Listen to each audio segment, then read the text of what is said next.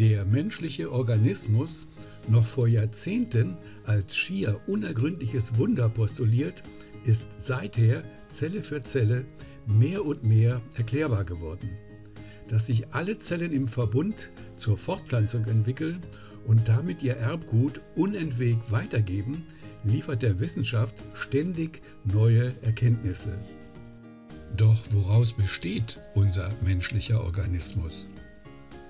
Wie wir heute wissen, setzt er sich aus festen und gasförmigen Elementen zusammen, das heißt im Wesentlichen aus Wasserstoff, Sauerstoff, Kohlenstoff und in geringeren Anteilen Stickstoff, Natrium, Calcium, Phosphor, Schwefel, Kalium, Chlor und Magnesium. Wenn wir aber in ein Element tiefer hineinschauen, stellen wir im ersten Ansatz fest, dass dieses aus einem unvorstellbar kleinen Atomkern in der Mitte und Hüllen, auf denen winzige Elektronen kreisen, besteht. Ansonsten ist aber dazwischen nahezu nichts außer einer gähnenden Leere vorhanden.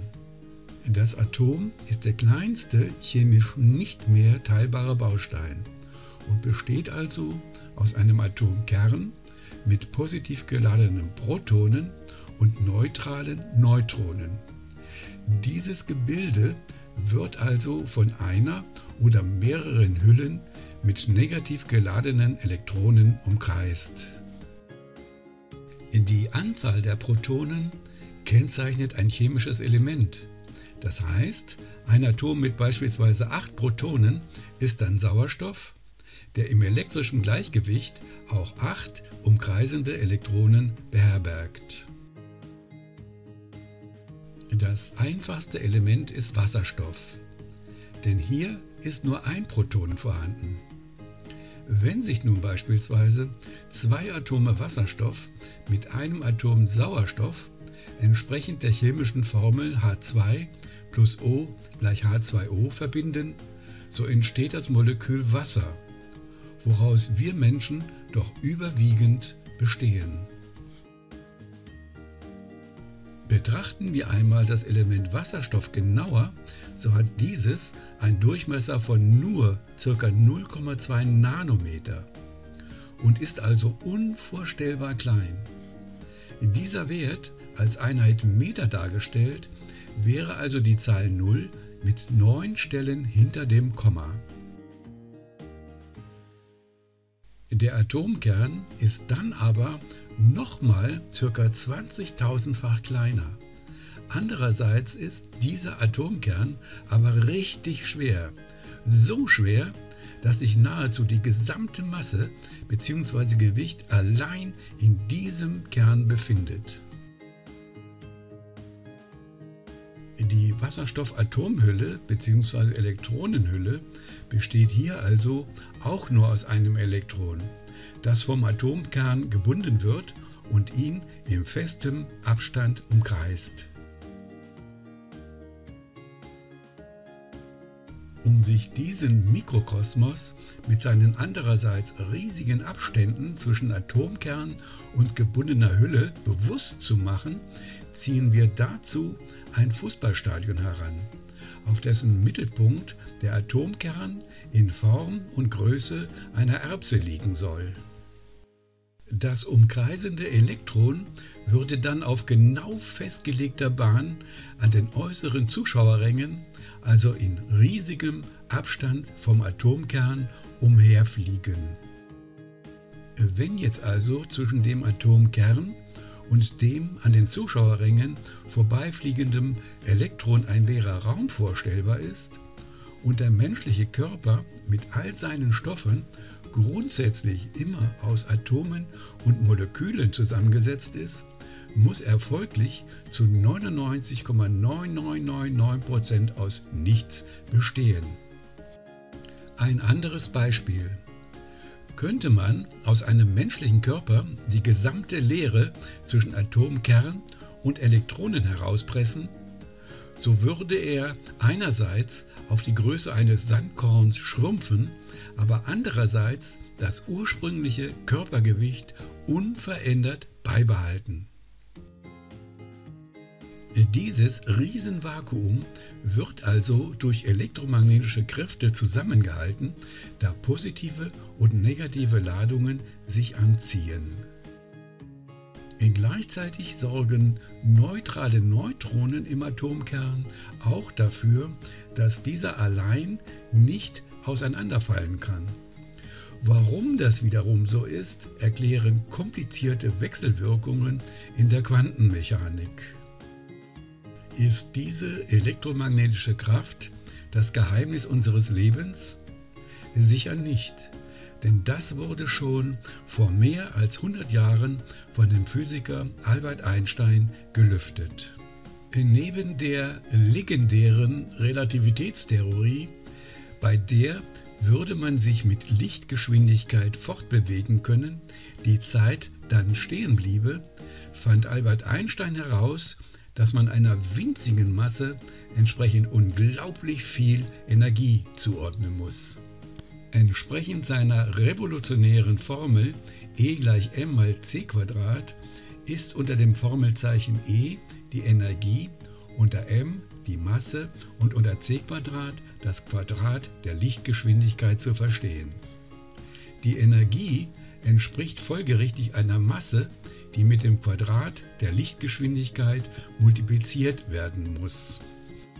In jedem Element einer Masse, und sei sie noch so klein, ist also eine unvorstellbar riesige Energie gespeichert, die für Festigkeit und Zusammenhalt sorgt.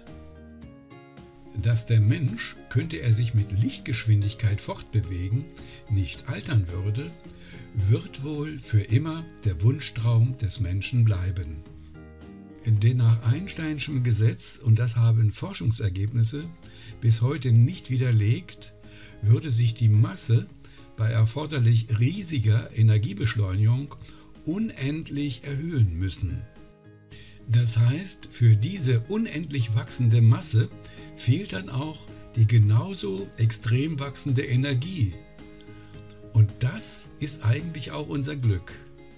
Denn wir wissen heute zu gut, was zum Beispiel eine atomare Spaltung anrichten kann. Was sind nun eigentlich diese gewaltigen elektromagnetischen Kräfte und woher kommen sie? Wissenschaftlich unbestritten ist, dass für die Evolution aller Lebensformen eine enorm hohe Energie erforderlich war und ist. Ein viel diskutiertes Thema ist unverändert, dass als Energielieferanten nur langwellige elektromagnetische Energie in Frage kommen muss. Dazu könnte auch das Erdmagnetfeld unseres Planeten gehören, dessen innerer und äußerer Kern aus leitfähigem Eisen und Nickel besteht. Die dabei stark unterschiedlichen Temperaturen von ca. 8000 Grad Celsius, abfallend nach außen auf ca. 3000 Grad Celsius, erzeugen riesige Turbulenzen, vor allem im äußeren Bereich, die auch zusätzlich noch durch die Rotation der Erde beschleunigt werden. Diese Bewegungs- und Temperaturdifferenzen erzeugen Konvektionsströme, die wiederum auch Magnetfelder nach dem sogenannten Dynamo-Effekt erzeugen. Das heißt, ein bereits existierendes Magnetfeld im Erdkern erzeugt elektrischen Strom, dem dann auch ein elektromagnetisches Feld folgt. Von außen betrachtet erinnert die Form des Erdmagnetfelds an einen im Erdinneren vorhandenen gigantischen Stabmagneten. Eine weitere Energie ist die nahezu unendlich vorhandene Licht- und Wärmestrahlung der Sonne, die im Bereich des sichtbaren Lichts das Leben auf unserem Planeten überhaupt erst möglich macht. Leider hat diese Strahlung aber auch seine Schattenseite, denn gleichzeitig enthält sie auch den schädlichen gammafrequenten Anteil, den sogenannten Sonnenwind, der menschliches Leben unweigerlich zerstören würde, wenn das abschirmende und ablenkende Erdmagnetfeld das nicht verhindern würde. Wann entstand eigentlich das Leben auf unserer Erde? Im Urmeer wurden die ersten Einzeller bereits aus einer Zeit vor 3,5 Milliarden Jahren nachgewiesen. Aber ob sie eventuell als Bruchstücke von Asteroiden zur Erde gelangt sind, wird wohl noch lange Zeit ein ungelöstes Rätsel bleiben. Klarheit über die Entstehung könnten aber neue Fossilien aus dem Archaikum, also vor mehr als 3 Milliarden Jahren, bringen. Bisher sind aber nur 30 Arten aus 5 Gesteinsformationen weltweit bekannt. Vor mehr als 1 Milliarde Jahren hatten sich die Einzeller schon so sehr vermehrt, dass bereits im Kambrium, also 550 Millionen Jahre später, die ersten mehrzelligen Lebewesen explosionsartig entstehen konnten. Für die gesamte Entwicklung zum mehrzelligen Lebewesen hat es offenbar weit mehr als 4 Milliarden Jahre gedauert, denn niemand weiß bis heute, wie und wann die Einzeller überhaupt entstanden sind.